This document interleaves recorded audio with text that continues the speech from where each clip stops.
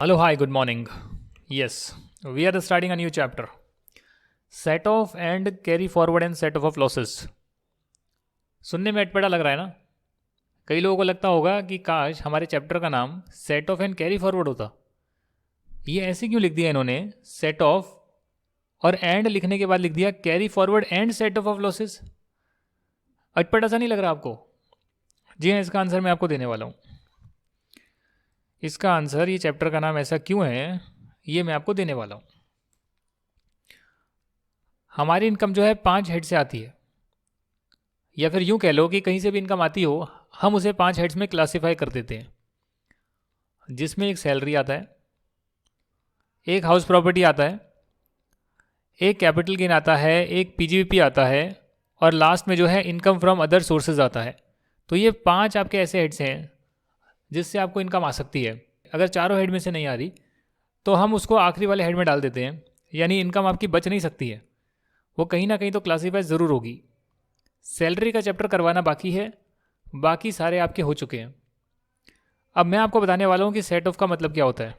देखिए, क्या कभी सैलरी इनकम से लॉस आ सकता है क्या? The answer is no. कभी भी सैलरी से लॉस नहीं हो सकता है। क्या कभी हाउस प्रॉपर्टी से लॉस हो सकता है? द आंसर इज़ यस, हो सकता है। अगर आपकी सेल्फ ऑक्यूपाइड प्रॉपर्टी है तो उसमें आप एनएवी को नील लेते हैं, और आपका जो इंटरेस्ट होता है, इंटरेस्ट ऑन बोरोइंग, वो आप up to a certain limit minus कर सकते हैं, जिसके बाद जो है आपकी नेगेटिव हाउस प्रॉपर्टी की इनकम आ सकती है। इवन अगर लेट आउट का भी केस है तो उसमें आप इनकम ज़रूर लेंगे, पर जो इंटरेस्ट है वो विदाउट लिमिट माइनस हो सकता है। अगर इंटरेस्ट ऑन बोरोइंग ज़्यादा है तो भी आपकी हाउस प्रॉपर्टी इनकम नेगेटिव आ सकती है, यानी आपको लॉस हो सकता है। एक हाउस प्रॉपर्टी से लॉस, दूसरे से गेन, ये भी हो सकता है। आपके पास एक से ज़्यादा प्रॉपर्टीज़ हो, किसी से आपको लॉस आ रहा हो क्योंकि इंटरेस्ट ज़्यादा है, बाकियों से आपको गेन आ रहा हो क्योंकि उसमें इंटरेस्ट ज़्यादा नहीं है। कैपिटल गेन का नाम तो कैपिटल गेन पड़ गया, बट एक्चुअली में इसमें कैपिटल लॉस भी हो सकता है और कैपिटल गेन भी हो सकता है। आप एक साल में कई ट्रांजैक्शन कर सकते हैं, कुछ लॉन्ग टर्म हो सकती है, कुछ शॉर्ट टर्म हो सकती है। किसी से आपको गेन हो सकता है, किसी से आपको लॉस हो सकता है। सिमिलरली पीजीपी जो है आपकी बिजनेस इनकम होती है, और बिजनेस में भी आपको या तो प्रॉफिट होता है या आपको लॉस होता है। इनकम फ्रॉम अदर सोर्सेज जो है वहाँ पर कभी भी आपको लॉस नहीं मिलेगा।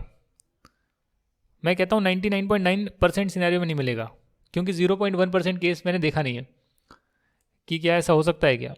क्योंकि इनकम फ्रॉम अदर सोर्सेज में सिर्फ आपको गेन ही होता है, प्रॉफिट ही होता है, फ़ायदा ही होता है, इनकम ही होती है। उसमें से अगर आप कुछ भी माइनस करेंगे तो ज़्यादा से ज़्यादा इनकम ज़ीरो हो सकती है, पर नेगेटिव नहीं हो सकती है। तो ना तो आपको इनकम फ्रॉम अदर सोर्सेज में कभी लॉस मिलेगा, ना कभी सैलरी में आपको लॉस देखने मिलेगा हमारे क्वेश्चंस में, पर इन तीनों में आपको लॉस देखने मिल सकता है। सेट ऑफ का चैप्टर कहता है, set off and carry forward and set off losses बोलता है कि अगर आपको लॉस आ रहा है किसी पर्टिकुलर हेड में, तो आप उसी हेड में देखो क्या आपको इनकम भी हो रही है क्या सेम हेड में। अगर हो रही है तो उसको आप एडजस्ट कर लो। जैसे जैसे मेरी हाउस प्रॉपर्टी 1 है, जिससे मुझे 2 लाख रुपए का लॉस आ रहा है, और लॉस को नेगेटिव में लिख सकते हैं। मेरी हाउस प्रॉपर्टी 2 है, जिससे मुझे 50,000 का प्रॉफिट आ रहा है, इनकम आ रही है। मेरा हाउस प्रॉपर्टी 3 है, जिससे मुझे 1 लाख का प्रॉफिट आ रहा है। तो मेरी 3 हाउस प्रॉपर्टीज़ हैं। हमारा एक्ट कहता है, हमारा ये चैप्टर कहता है कि अगर आपको किसी हेड में लॉस आ रहा है और उसी हेड में अगर आपको इनकम भी हो रही है, तो आप इन्हें इनकम और एक्सपेंस को आपस में एडजस्ट कर सकते हैं, और पूरे हेड की इनकम आप एक साथ दिखा सकते हैं, जो कि यहाँ पर निकल कर आएगी नेगेटिव 50,000। ये 2 लाख नेगेटिव है, ये 50,000 पॉजिटिव है, 1 लाख पॉजिटिव है, तो नट शेल में आ गया 50,000 नेगेटिव।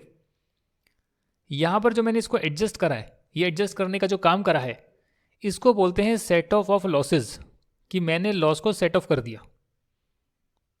क्योंकि मैंने लॉस को सेम हेड की इनकम के साथ एडजस्ट करा है, तो इसका नाम पड़ जाता है intra head set of.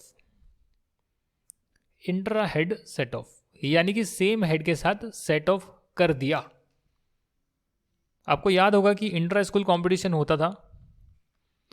Intra school competition में सेम स्कूल के अलग अलग हाउसेज होते थे, वो आपस में compete करते थे या क्लास में टीम बनकर compete होता था, कंपटीशन होता था। और वहीं इंटर स्कूल में आपकी स्कूल किसी और स्कूल के साथ compete करती थी, उसे हम इंटर स्कूल कंपटीशन बोलते थे। सिमिलरली आपका जो सेट ऑफ का चैप्टर है उसमें सबसे पहले हम इंट्रा हेड सेट ऑफ करते हैं, यानी कि एक हेड में लॉस है, उसी हेड में अगर इनकम है तो उन्हें आपस में हम एडजस्ट कर देते हैं, जिसको इंट्रा हेड सेट ऑफ बोलते हैं। ये बिजनेस के साथ भी हो सकता है। मान लेते हैं कि पीजीबी में आपके कई सारे बिजनेसेस हैं, एक बिजनेस से आपको 5 लाख रुपए का गेन आ रहा है, प्रॉफिट आ रहा है, दूसरे बिजनेस से 2 लाख का आपको लॉस आ रहा है। तो अगर मैं इसको एडजस्ट कर दूं तो मैं बोलूँगा मेरी पीजीबीपी इनकम या पीजीबीपी हेड की इनकम जो है वो 3 लाख रुपए है, और इस प्रोसेस को मैं बोलूँगा सेट ऑफ लॉसेस या फिर intra head set of. Same head में मैंने सेट ऑफ कर दिया, intra head set of. Capital gain में भी कुछ इस प्रकार ही हो सकता है, यानी एक गेन आ रहा है दूसरा लॉस आ रहा है, दोनों को आपने एडजस्ट कर दिया, सेम हेड में एडजस्ट कर दिया, उसे बोलते हैं इंट्रा हेड सेट ऑफ। अब कई लोग मुझसे पूछेंगे सर इसका क्या होगा जो ये 50,000 का लॉस मेरा यहाँ पर आ गया है, मेरे हाउस प्रॉपर्टी के पूरे हेड में 50,000 का लॉस है इंट्रा हेड सेट ऑफ करने के बाद। इस लॉस को मान लेते हैं कि आपकी सैलरी की इनकम भी आ रही है 5 लाख रुपीस। हाउस प्रॉपर्टी का ऊपर आपने देखा पूरे हेड से जो है 50,000 का लॉस भी आ रहा है, और फिर आपका पीजीपी की जो इनकम आ रही है वो करीब यहाँ पर 3 लाख रुपए आ रही है पूरे हेड की, जिसमें कई सारे बिजनेसेस हैं।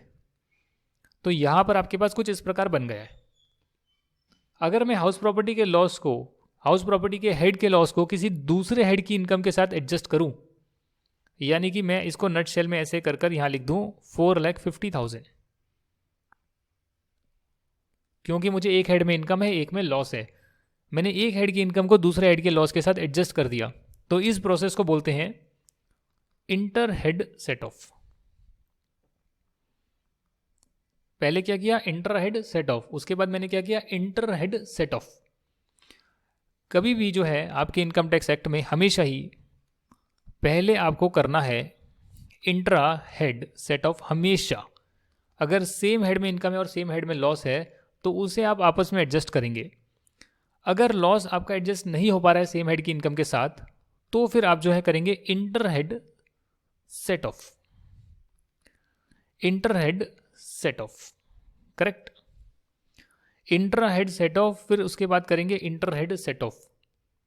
सर अगर हमने इंटर हेड सेट ऑफ भी कर दिया, इंटर हेड सेट ऑफ भी कर दिया, मान लेते हैं हमारी सैलरी इनकम थी, दूसरा एग्जांपल लेते हैं 1 लाख रुपीस, हाउस प्रॉपर्टी में कुछ इनकम थी कुछ लॉस था, दोनों को एडजस्ट करने के बाद मेरे पास आया 1.5 लाख का लॉस। मेरे पास सिर्फ ये दो ही इनकम है, या आप कह सकते हैं हाउस प्रॉपर्टी से लॉस है, सैलरी से इनकम है। मैं इसको अगर एडजस्ट करूंगा तो मेरे पास आएगा 50,000 का हाउस प्रॉपर्टी का लॉस, जो कि किसी और हेड की इनकम के साथ एडजस्ट नहीं हो सकता है। तो इस लॉस को जो है मैं कर सकता हूं कैरी फॉरवर्ड, इसको मैं कर सकता हूं कैरी फॉरवर्ड नेक्स्ट ईयर के लिए। और नेक्स्ट ईयर जो है जब मैं कैरी फॉरवर्ड करूंगा तो नेक्स्ट ईयर की जो इनकम होगी,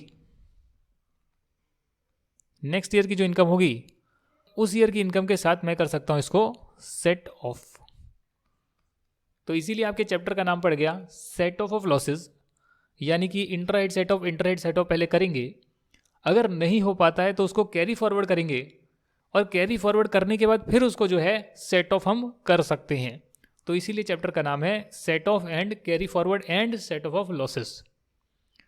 अब यहां पर एक ट्विस्ट है, जैसे मैंने आपको यहां पर बताया कि सबसे पहले आप इंटर हेड सेट ऑफ करेंगे, नहीं हो पाता है तो इंटर हेड सेट ऑफ करेंगे, नहीं हो पाता है तो आप उसको कैरी फॉरवर्ड करेंगे। बट एक बार आपने कैरी फॉरवर्ड कर दिया, उसके बाद दो चीजें होगी।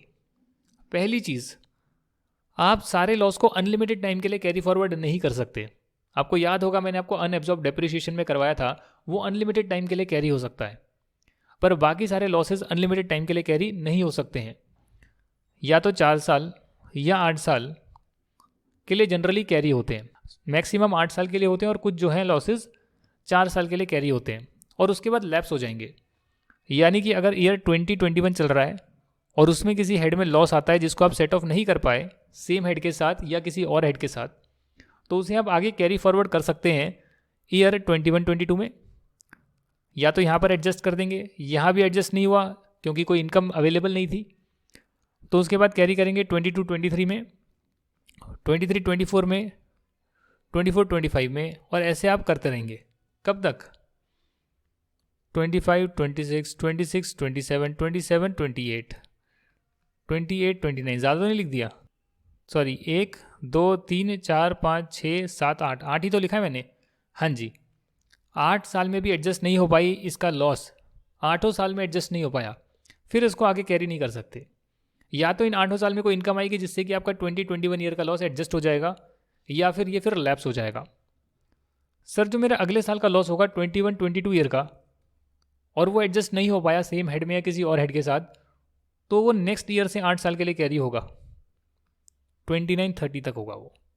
तो यानी आपको हर लॉस का ट्रैक रखना पड़ेगा, कौन सा साल का लॉस है उसको आप कितने साल तक कैरी कर सकते हैं, उसका ट्रैक रखा जाता है, और इनकम टैक्स रिटर्न में सारी डिटेल भी जाती है। ये हुई पहली बात कि आप अनलिमिटेड टाइम के लिए कैरी फॉरवर्ड नहीं कर सकते। दूसरी बात, अगर आपने एक बार कैरी फॉरवर्ड कर लिया तो नेक्स्ट ईयर वो सिर्फ सेम हेड की इनकम के साथ ही एडजस्ट हो सकता है। यानी कि अगले साल जो है पुराना ईयर का लॉस सिर्फ इंट्रा हेड एडजस्टमेंट ही हो सकता है, इंट्रा हेड सेट ऑफ ही हो सकता है। इंटर हेड सेट ऑफ नहीं हो सकता अगर आपने एक बार भी कैरी फॉरवर्ड कर लिया है। इंटर हेड सेट ऑफ का बेनिफिट सिर्फ आपको फर्स्ट ईयर में मिला है जिस साल लॉस हुआ है। यहां तक के प्रोविजंस क्लियर हो गए आपको? अगर ये सारी बातें आपको क्लियर है तो इसके बाद ज़्यादा कुछ नहीं बचा है। इसके बाद बची है एक्सेप्शंस। मतलब एक्सेप्शंस का मतलब क्या हो गया?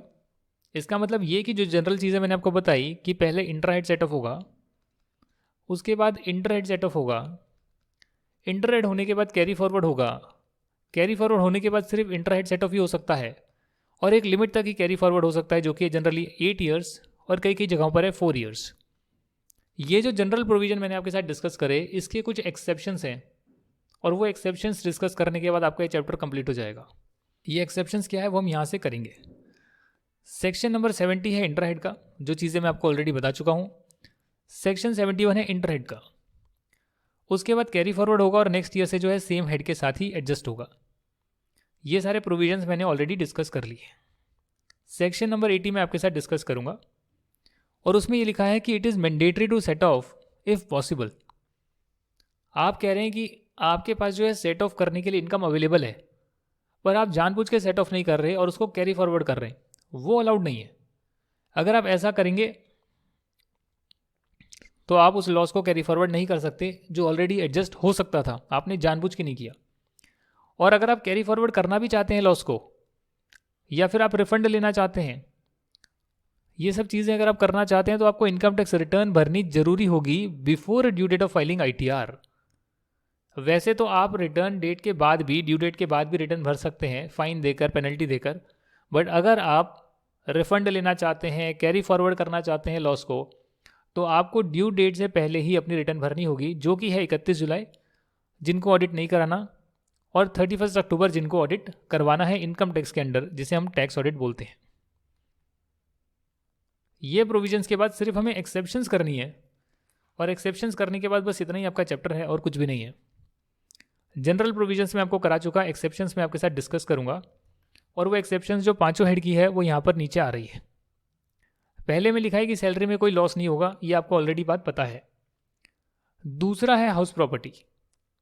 हाउस प्रॉपर्टी में एक ट्विस्ट है कि एक तो इसका जो लॉस है वो 8 साल के लिए कैरी हो सकता है, जो कि जनरली मैंने आपको बताया कि 8 साल के लिए 4 साल के लिए होता है, तो ये 8 साल के लिए कैरी हो सकता है हाउस प्रॉपर्टी का loss.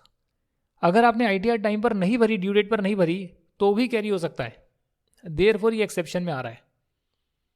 Very very important, house property का लॉस पर क्वेश्चन आता है, हाउस प्रॉपर्टी के लॉस पर हमेशा ही क्वेश्चन आ जाता है, तो इसको आप कर लीजिएगा, वेरी इंपॉर्टेंट। ड्यू डेट तक नहीं भरी रिटर्न तो भी ये लॉस कैरी हो सकता है, पहली बात। और दूसरा, किसी और हेड की इनकम के साथ ये एडजस्ट तो हो सकता है, पर 2 लाख से ज़्यादा एडजस्ट नहीं हो सकता है।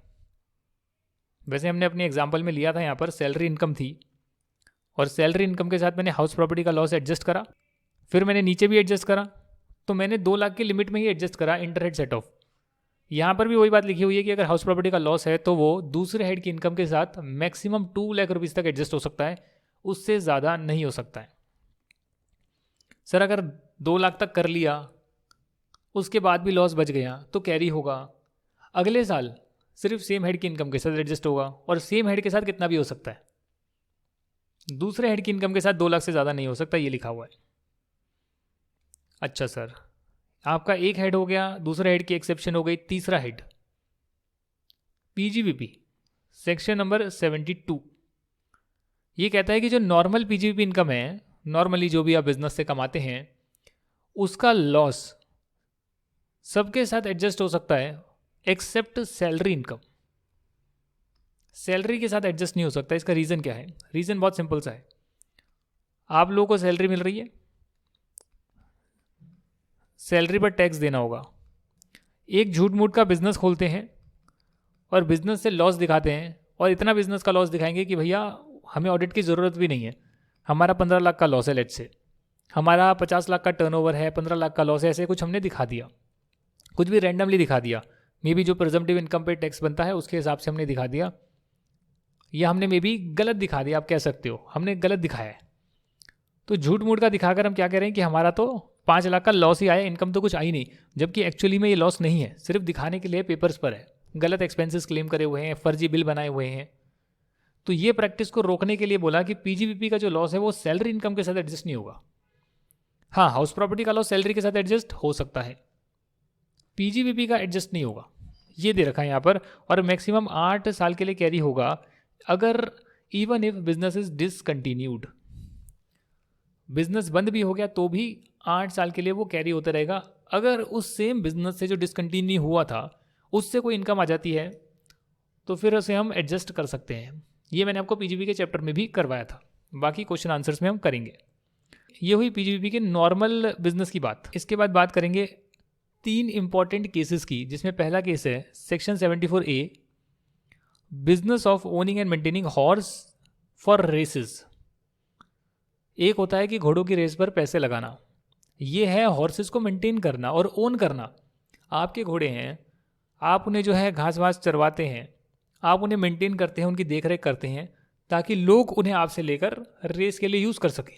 अगर आप ये वाला बिजनेस कर रहे हैं तो ये एक पीजीबीपी इनकम ही होगा। पर यहाँ पर जो है कुछ ट्विस्ट है।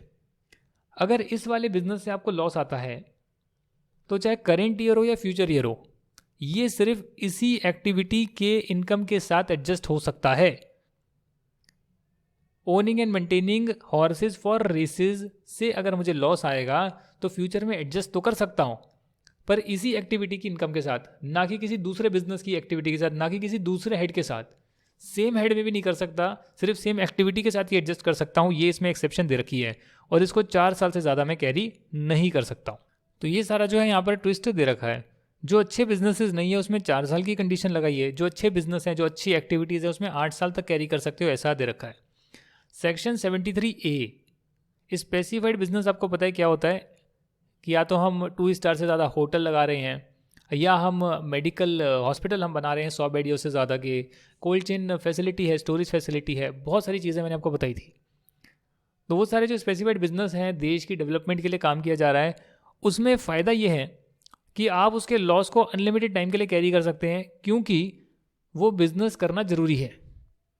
हमारे देश की तरक्की के लिए स्पेसिफाइड बिजनेस में पैसा डालना ज़रूरी है।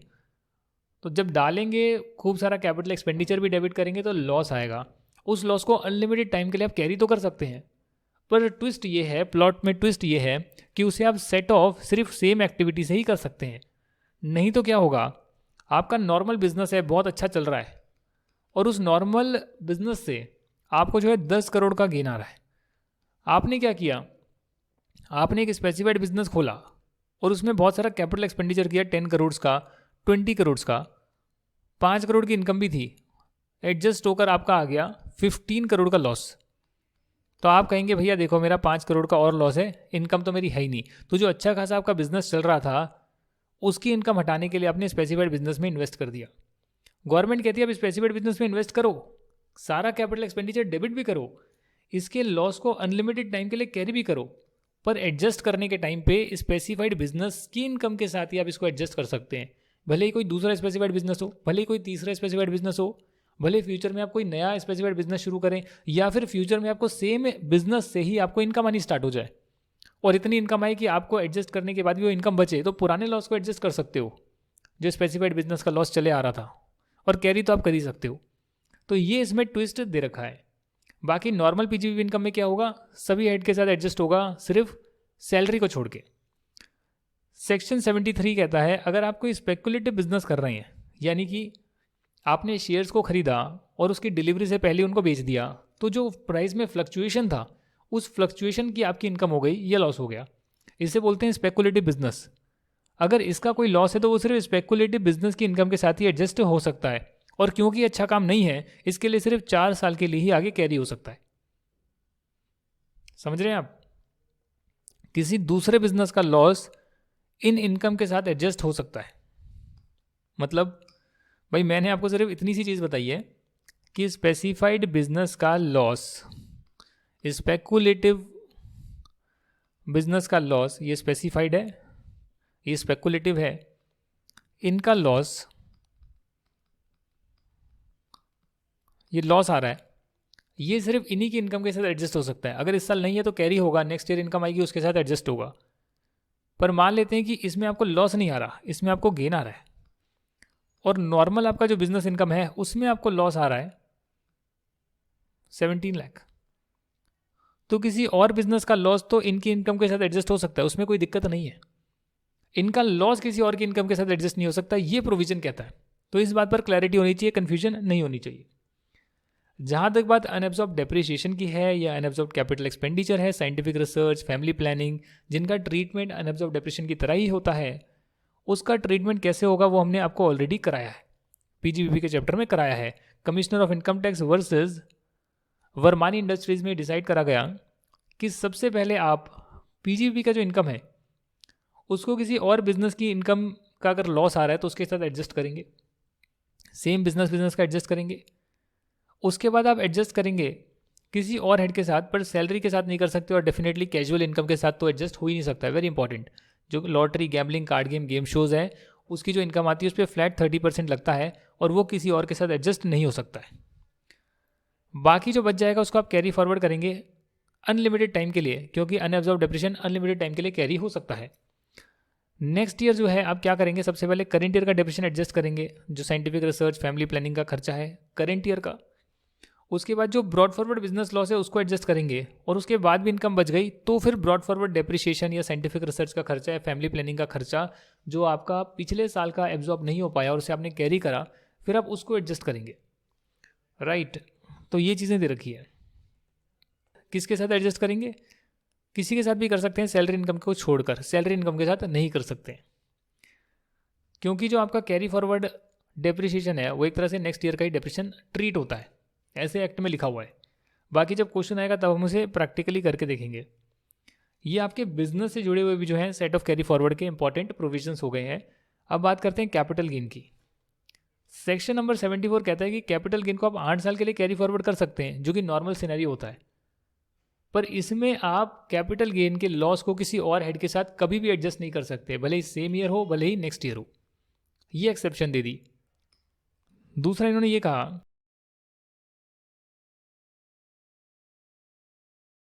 कि जो छोटा लॉस है वो तो बड़े के साथ एडजस्ट हो सकता है। जो छोटा लॉस है, शॉर्ट टर्म लॉस है, वो तो लॉन्ग टर्म या शॉर्ट टर्म गेन किसी के साथ भी एडजस्ट हो सकता है। पर जो लॉन्ग टर्म लॉस है वो सिर्फ लॉन्ग टर्म कैपिटल गेन के साथ ही एडजस्ट हो सकता है। वो सिर्फ लॉन्ग टर्म कैपिटल गेन के साथ ही एडजस्ट हो सकता है। ये देखिएगा, long term capital loss can only be adjusted against another long term capital gain. However short term capital loss can be adjusted with long term capital gain और short term capital gain. क्या capital gain का loss salary income के साथ adjust हो सकता है? नहीं।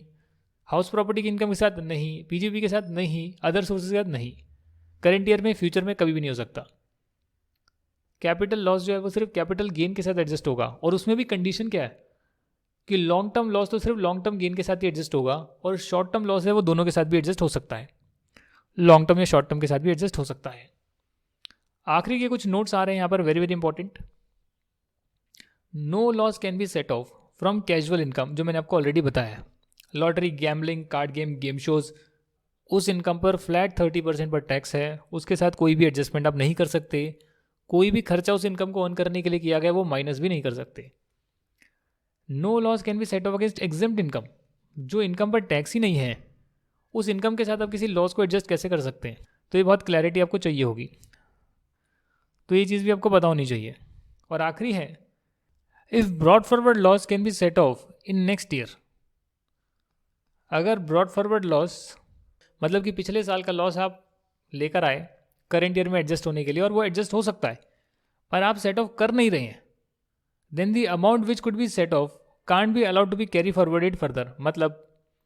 मतलब आपका हाउस प्रॉपर्टी का लॉस था मे बी 50,000 का, करेंट ईयर में आपकी हाउस प्रॉपर्टी की इनकम भी थी 1.5 लाख, सैलरी इनकम भी थी, बट जाहिर सी बात है एक बार लॉस कैरी फॉरवर्ड हो गया, यानी करेंट ईयर में ब्रॉड फॉरवर्ड हो गया पिछले साल का लॉस, उसे आप सिर्फ सेम हेड में ही एडजस्ट कर सकते हैं।